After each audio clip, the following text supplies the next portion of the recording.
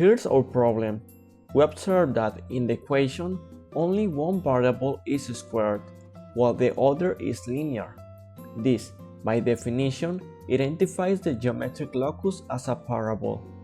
Also, since x is the quadratic term, the axis of symmetry will be vertical. It means parallel to the y-axis.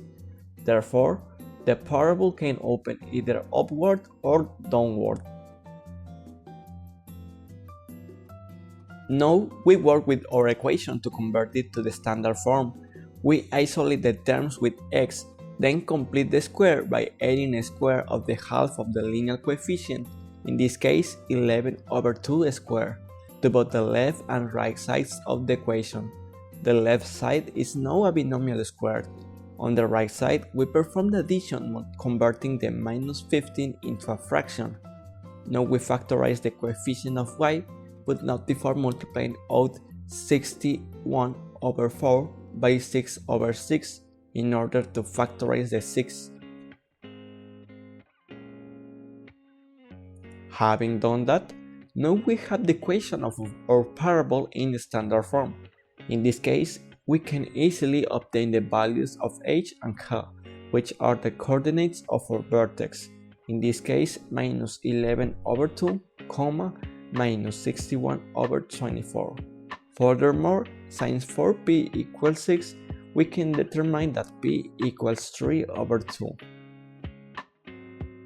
Okay, now that we have the values of h, k, and p, we can get more information about our parabole. Since p is greater than 0, our parabole will open upward because its concavity is positive. Also, since the parabole opens upward, the focus is above the vertex, displaced p units upwards. Therefore, the focus x coordinate will be the same as the vertex, and its y coordinate will be k plus p. It means -11/2, -25/24. We can calculate the length of the straight side of the parabole, that is, a chord that passes through the focus, is perpendicular to its axis, and is bounded by the points of the parabole. To calculate it, we take the absolute value of 4p, which is 6. The axis of symmetry of a vertical parabole is the line that divides into two identical halves and always passes through the vertex. Therefore, for this vertical parabole, the equation of the axis of symmetry is x equals h, that is, x equals -11/2. It is also helpful to calculate the endpoints of the straight side to facilitate graphing. If the straight side measures 4p and the focus is the midpoint of the straight side, then the x distance between each endpoint and the focus will be 2p, and there will be no y displacement. Therefore, we can calculate these endpoints by adding or subtracting 2p to h, while keeping the y coordinate the same as the focus. This gives us p1 as -17/2, -25/24, and p2 as -5/2, -25/24.